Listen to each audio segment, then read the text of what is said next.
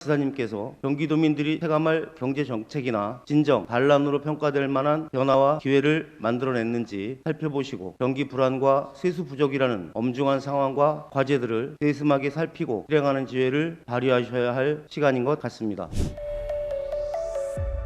본 의원은 도지사님께 경기도가 시급히 해결해야 할 과제들에 대하여 질문과 제안을 드리고자 합니다. 첫 번째로 지방 재정 자립도가 낮은 시군의 발전을 위해 어떤 변화와 기회를 주고 있으신지요? 본 의원은 도지사님의 도정 사업은 도민의 삶의 질 향상을 위한 선순환의 확대, 불균형 해소에 집중되어져야 한다고 생각합니다. 지난 1년 반 동안 31개 시군에는 지역 간 불균형 해소와 기업들의 활성화를 위하여 많은 사업들이 실행되었습니다. 그러나 지방 재정 자립도가 낮은 시군은 중앙정부와 경기도의 매칭 사업에 참여할 기회가 많지 않다는 시군의 원성의 목소리가 높습니다. 5대5였던 매칭 비율은 이제 대부분 7대3으로 변하여 재정 자립도가 낮은 시군은 신청할 기회조차 갖지 못하는 경우가 지속적으로 증가하고 있습니다. 재정 자립도가 낮은 시군의 기업들도 역량 강화와 사업 활성화의 기회를 만들고 싶고 분위기를 쇄신하고 싶어합니다. 지사님께서 각 실국과 공공기관의 상황을 점검해 주시고 재정 자립도가 낮은 시군들도 좋은 기회를 만드는 사업에 참여를 통해 변화의 기회, 활성화의 기회를 갖게 되도록 매칭 비율의 조정, 지역 쿼터제 들을 포함한 개선 방안을 만들어 주실 것을 제안드립니다. 우리 홍원길 의원님께서는 재정 자립도 낮은 시군에 대한 지원 문제, 또 소공인 문제,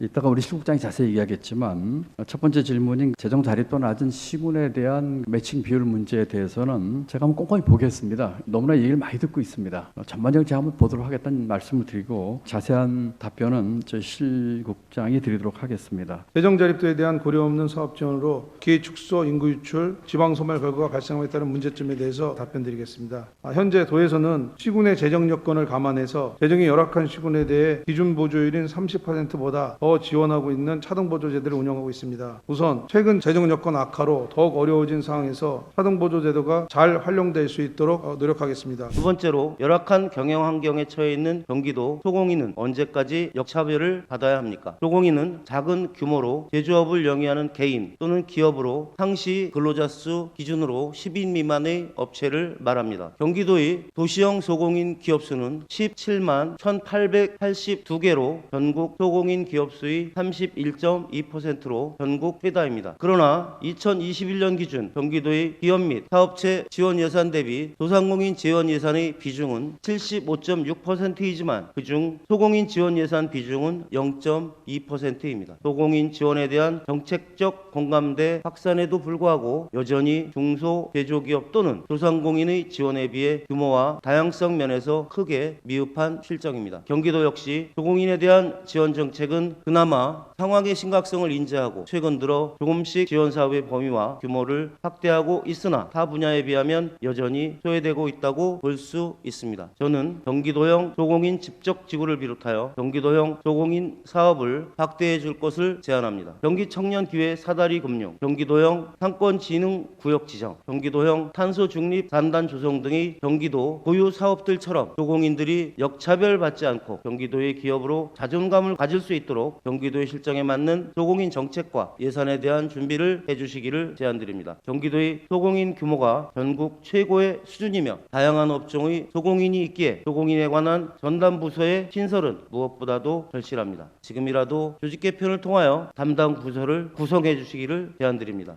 존경하는 홍원길 의원님께서 질문하신 소공인 역차별 개선에 대해 답변드리겠습니다. 첫 번째, 소공인 역차별 개선입니다. 소상인에 비해 소공인 역차별이 개선되어야 한다는 의원님 말씀에 깊이 공감합니다. 경기도 소공인은 제조업 가운데 비율이 크지만 지원 예산은 소상인에 비해 상대적으로 적게 편성되었고 그동안 정책 사각지대에 있었습니다. 올해 말에 종합계획을 수립하고 내년부터는 경기 실태조사를 추진해 체계적이고 종합적으로 소공인을 지원하겠습니다. 또한 올해 안에 뿌리산업 진흥 육성 종합계획을 수립해 뿌리산업 제조 공정의 디지털 혁신 등 뿌리산업과 미래산업을 연계하겠습니다. 이상으로 답변을 마치겠습니다. 감사합니다.